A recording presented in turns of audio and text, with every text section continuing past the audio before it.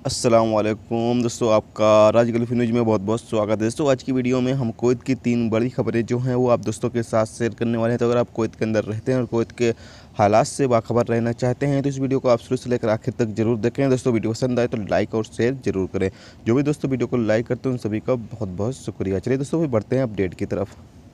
दोस्तों, पहली खबर ये है कि जैसा कि आप सभी दोस्तों को मालूम है कि जुमा के दिन अक्सर लोग सड़कों पर दुकानें वगैरह लगाकर सामान वगैरह बेचते हैं। तो कुवैत म्युनिसिपैलिटी जो है वो कार्रवाई करते हुए 28 कैफ़े को जो है वो कार्रवाई करते हुए पहले बंद किया है। उसके बाद एक कंटेनर कपड़े को जो है वो जब्त किया है और फल और सब्जियों के 4 कंटेनर यानी कि जब्त किए गए हैं।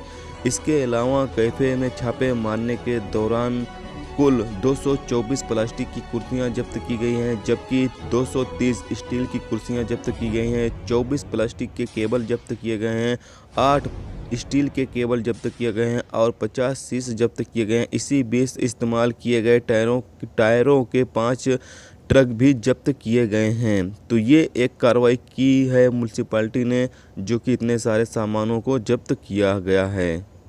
दोस्तों, अगली खबर ये है कि कुवैत के जौर रोड पर एक ट्रैफिक हादसे के नतीजे में यानी कि एक बाइक और एक कार के बीच टक्कर के नतीजे में एक कुवैती शहरी हलाक जबकि दूसरे 2 शख्स जख्मी हो गए।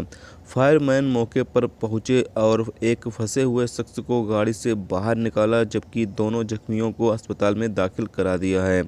ये हादसा किस वजह से पेश आया है, इसकी तहकीकात शुरू कर दी गई है।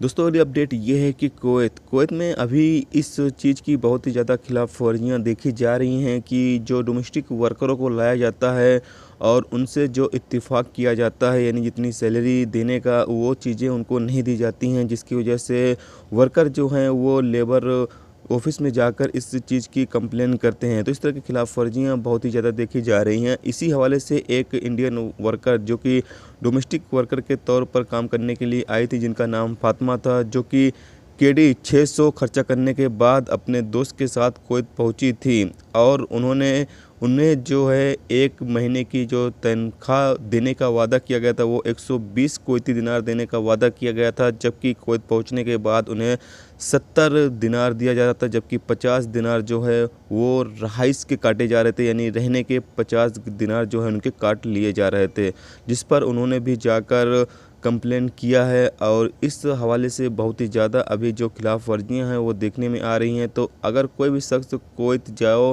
तो इस चीज़ की पहले अच्छे से जांच पड़ताल कर लो कि जिस शख्स के पास आप जा रहे हो वो जितनी सैलरी कह रहा है उतना देगा या नहीं देगा। उसके बाद आप पूरा एग्रीमेंट कर लो, उसके बाद ही आप कुवैत जाओ।